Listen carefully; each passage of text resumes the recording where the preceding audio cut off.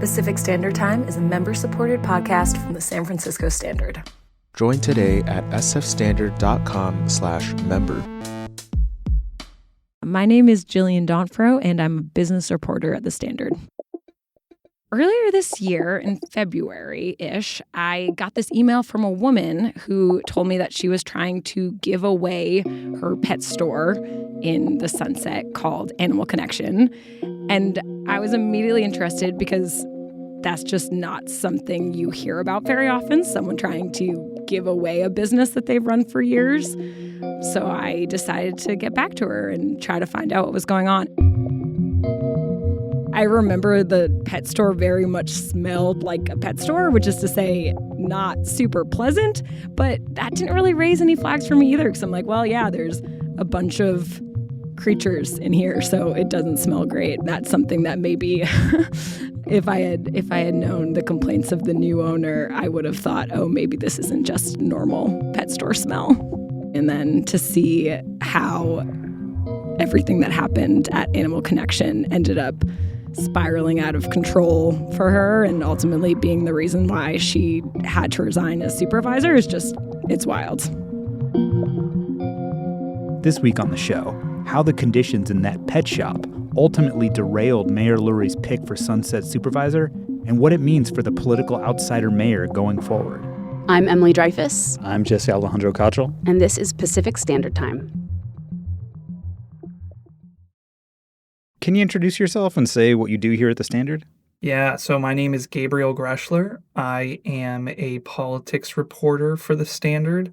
I cover City Hall, I cover the mayor, I cover some of the board of supervisors, and I also cover the myriad of city agencies that San Francisco has.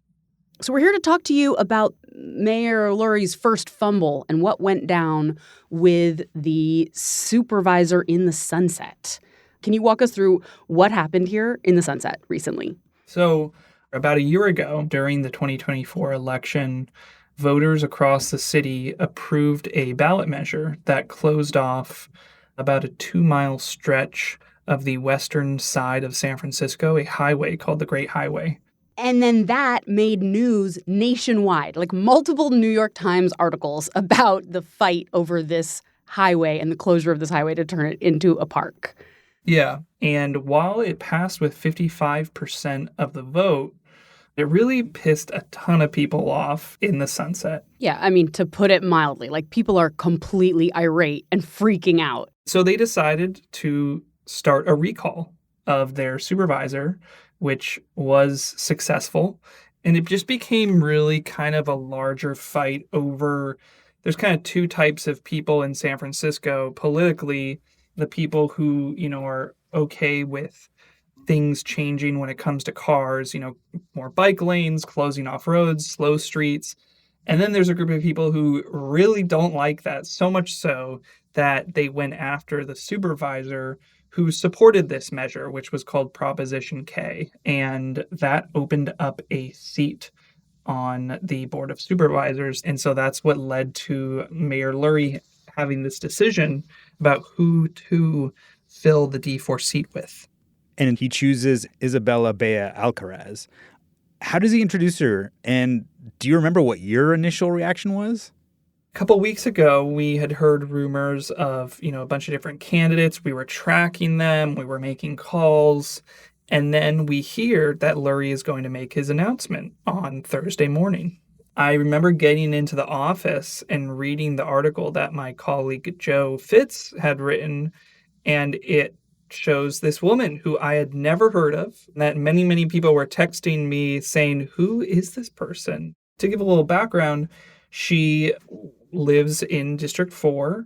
She had owned a pet store for about 6 years before handing it off to another person. And we all just were really shocked. And many observers were really shocked by her lack of experience. And so there was just this big, what the heck is going on set of questions that were coming out Thursday morning. How did the mayor present her as his pick? And then also, how did she get on the mayor's radar? I still don't understand how he came to pick her. One of the funny little anecdotes that came out about her appointment was that she had approached Lurie without knowing him, without having any prior connections to him, at a Sunset night market in September, and basically was like, "You should give me the job." In that conversation, Beya came up and told me that she wanted to serve and represent the community she grew up in, to ensure your voices are heard at City Hall. They exchanged numbers, and sources have told us that the mayor and the mayor's office was quite impressed by this just like cold pitch by her.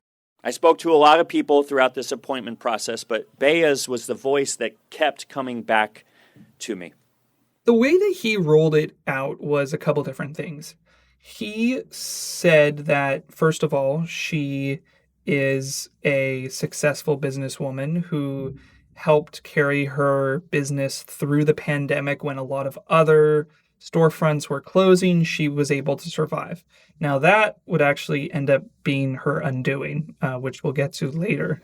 But he also made a couple other points about her. He said that she was an outsider like him, who wouldn't be carrying a lot of political baggage into the office, which he saw as a benefit. District 4 deserves thoughtful and compassionate leadership. Not necessarily the loudest voice in the room, but the person who is willing to listen and work the hardest on behalf of the people that they serve. Beya Alcaraz is that person, and I am incredibly honored to appoint her as the next supervisor for District 4. At the same time, it was pretty clear from the beginning that she was essentially going to be someone who was his absolute ally on the Board of Supervisors. And for people that don't really know fully the structure of City Hall, like, the Board of Supervisors largely are supposed to be a check on the mayor. So there were certainly some red flags at first of like, what are his intentions? What is she going to do? Those sorts of things. I guess I can put myself in his shoes and be like, oh, look at her. Like, here's this small business owner with gumption. She's a woman. She's a Filipina in a district that has a ton of Asian residents. Like, and she represents a lot of the things that he's been championing. And there's one other actually important part of this story, too, and it's that a lot of the people that Lurie and Lurie's team wanted said no to them. One of them was concerned about how it would affect his pension. Another person, she was concerned about like how it would affect her family. And I also don't really blame any of them for not wanting this job. Like, being a supervisor is hard enough. Being a supervisor in District 4, you have to be at the top of your game in San Francisco politics. And I mean, another thing we haven't talked about, she's 29 years old. Yeah. I'm 29 years old. I could never be a supervisor right now. I do not have the experience to be a supervisor. And so, love a humble man. I mean, listen. Know what you can and can't do. Yeah. And then everything changed because on the day of Beya's appointment, a tip comes into our tip inbox by a woman who is claiming to be the new owner of the pet shop that Alcaraz had handed off. This woman says that she is shocked to learn that Alcaraz is the new supervisor, that the deal that happened between them was fraught with much controversy and kind of fighting between the two of them, that Alcaraz, had left the shop, the Animal Connection, in a state of total disrepair. And so the woman whose name is Julia Baran, the new owner, I think she messaged us at 12 o'clock noon, and luckily I saw the tip like 30 seconds after she sent it in, so I just called her right away. And I'm just going to turn on a recorder if that's okay with you. She tells me that Alcaraz left hundreds of dead mice scattered, hidden underneath shelves and containers and stuff, that there was trash that was spewed across the store. When you saw the news that she'd become supervisor, what was your reaction to that? I was like, it's real. Like, it's crazy. It's so crazy. Because, like, did they vet her or anything, So I go to the pet shop, and Basically, what the new owner had told me was that she had spent the last 5 to 6 months cleaning. When I picked this out, there were dead mice and newspaper and poop under it, basically, like a layer. Wow, okay. So it smelled really bad. And like you smell it right She now. walks me through the shop. I still see mice like scurrying through the store. Like I think I Like saw loose? like 5 or a mice. I still see mice. Yeah, no, but they're loose, like on the running Yeah, around. It's a pet store. They're like it. But I mean, there's you a- would think a pet like mice should be in a cage. Yeah, no. This is like these are not pets. This is a infestation that Oh. we actually were able to document through a lot of documents that ended up coming out later. There's a major infestation at this pet shop. Like the air was like thick with ammonia and death. Like now I'm familiar with the smell of death. Because, Yeah. Like I dealt with so many of the dead mice in here. People always talk about that. And I'm like, what? It smells like death? But now I know the smell of death. Like that was what was in here. And how did Alcaraz respond? So basically, Alcaraz sent me a really short statement in response to a huge list of questions that I had sent her. She basically said that running a small business wasn't easy, but she had, tried to make her pet shop the best possible place. And that she also was like really proud that she had given the keys to a new owner. So again, she actually did not address any of the questions that I sent her, which was pretty concerning. So, Gabe, can you just tell us why is it such a big deal that she wasn't a good business owner? Why does that matter for her being a district supervisor? Yeah, it's a great question. It really gets at the crux of actually everything. I think it just really broke apart a lot of the narrative that she was offering about her story.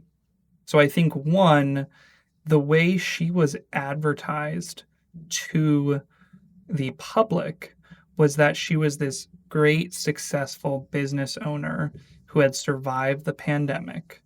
But we later learned that actually financial documents show she lost money every year.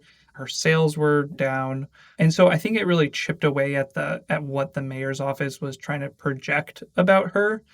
And second, the job is extremely difficult. It's really, really hard. I mean, you have to be juggling like multiple things in the air when you're a district supervisor.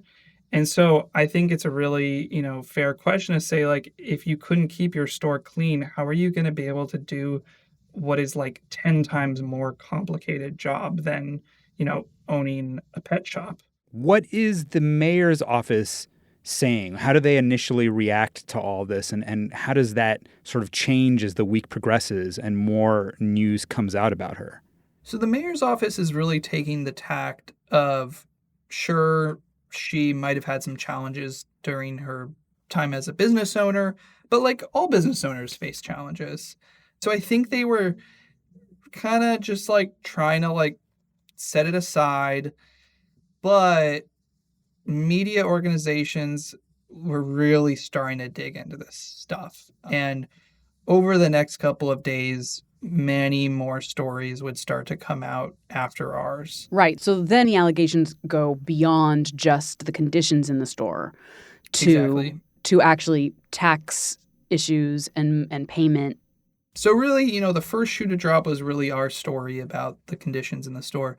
Really, the next shoe to drop was Mission Local's Joe Eskenazi, who published text messages between Alcaraz and Julia, the new owner of the Animal Connection, where Alcaraz says over text messages that she is paying her workers under the table. That's a direct quote, under the table, that she is expensing personal meals with friends to the business and then having them pay her back, and that she effectively is able to dodge paying payroll taxes because she's paying these people under the table. And so that story came out at about 5 p.m. on the following Thursday, a week after she had been appointed. And I will say, when I saw that story, I thought to myself, this is not going to last much longer. And sure enough, she resigns. So tell us about that. So this is Thursday night, a week after she gets appointed. She is out. She has one of the shortest tenures of a board supervisor in San Francisco history. I remember hearing one of our coworkers in the newsroom with shock say that the sourdough that she and her husband had made the previous week was going to last longer than her tenure. Yes, unfortunately, I think that sounds about right. I mean, God, I just have to say, like, this whole situation is so sad. Truly, like, I feel so sad about it, like, for everyone. My own district supervisor, Myrna Melgar, she said something to the effect of, like, putting Alcaraz up was like putting, like, an injured person into shark-infested waters. And just, like, the whole thing just, it was like such an own goal or, like, a unforced error. Are these both bad sports metaphors? Yes. I'm sorry. No. They're good. Are they appropriate sports metaphors? Appropriate. But it's just like, wow, what an unfortunate and avoidable turn of events. It's interesting because if you look at the beginning of Lurie's administration, he really had this, like, message he was sending of, like, I'm going to put the best people in the roles that, like, previously weren't filled by, like, the best people. Generally, that has actually been true. And so this was just like a total 180 on what he's been doing over the last 9 to 10 months.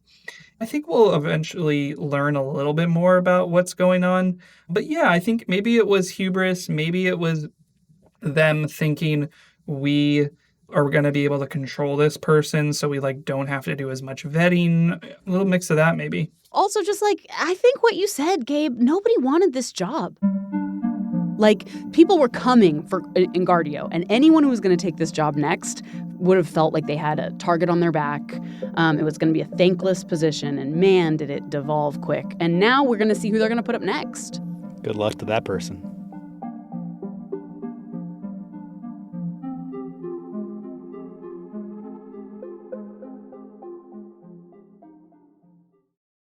Just because you can't see it doesn't mean it isn't still here. It is smog. I'm Pat Morrison, and I've been breathing LA smog for, well, a long time. Join me to find out how this airborne garbage finally changed and how it changed us, with scientists, innovators, comedians, politicians, and a gal who drove around LA with her convertible top down and her gas mask on.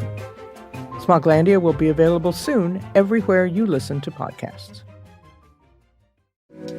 Transgender kids have been in the headlines a lot recently, but they rarely get to tell their own stories. Join us on the California Report magazine for a limited series called Love You for You. We'll listen to trans and non-binary kids talk with the adults in their lives about what it means to thrive with love and support. Thanks for letting me be who I am. Thank you for letting me be your parent and for letting me love you.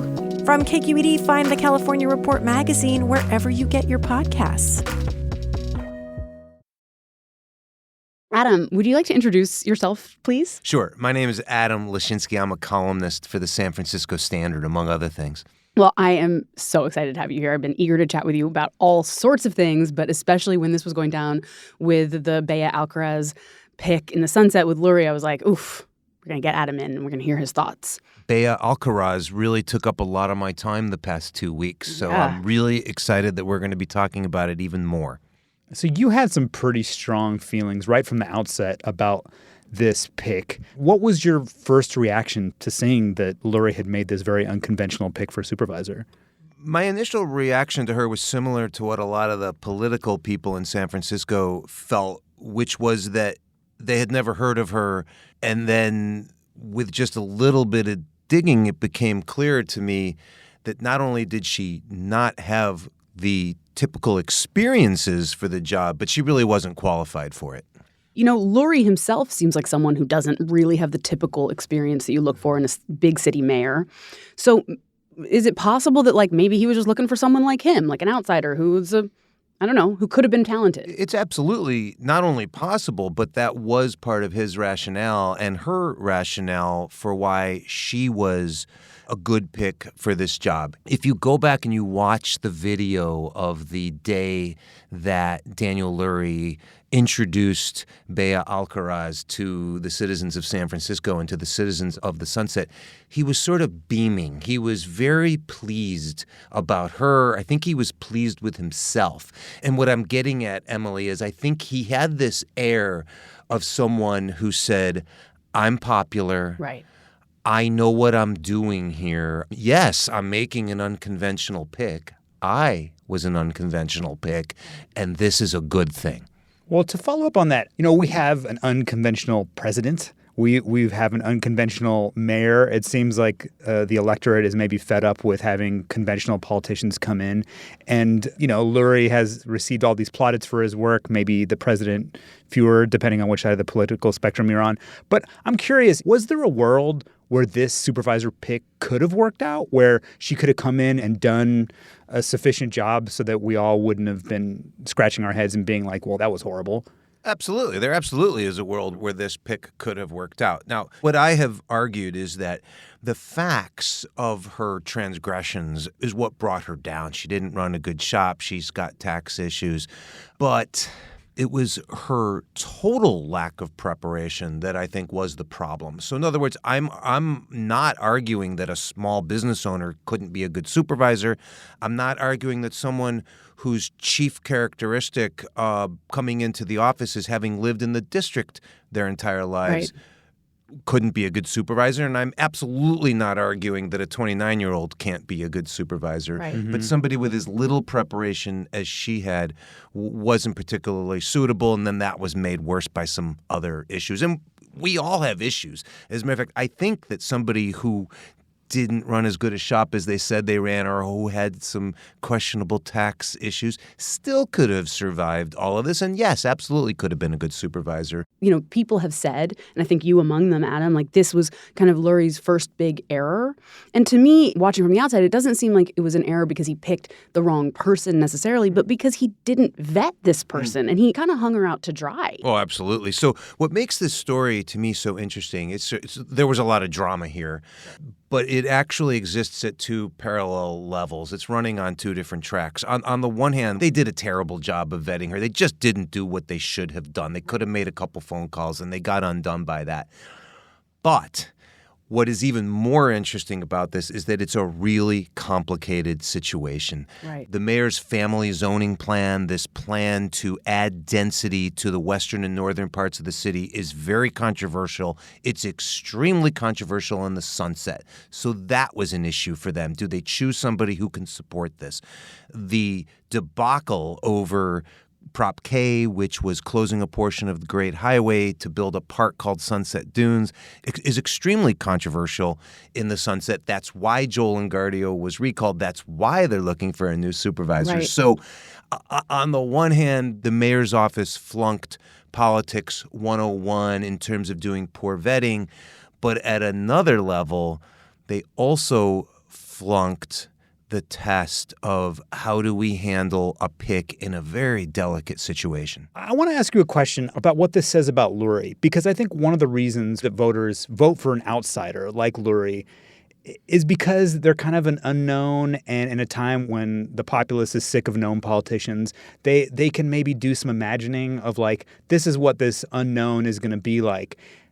Now we know a little something about Lurie because we've had him for a while, and now he's had this big mistake. So what does this tell us about Lurie?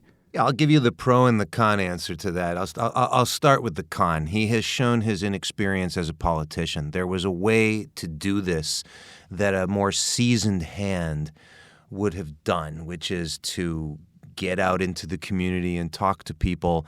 It doesn't necessarily mean that you do what everyone you talk to in the community wants, but it does mean that you would have your finger on the pulse. He didn't. The pro is that he is committed to doing things differently, and that will mean that he can do unconventional things. He's just going to have to pay attention to the politics if he wants those unconventional things to succeed. Something in your writing that struck me as very possibly true, I guess we'll never find out, is that you said that by making this pick, Lurie was essentially going to have a blank slate, someone that he might be able to control, or if not control, who would feel especially indebted to him politically on a board of supervisors that is like famously fractious and difficult for any mayor to control.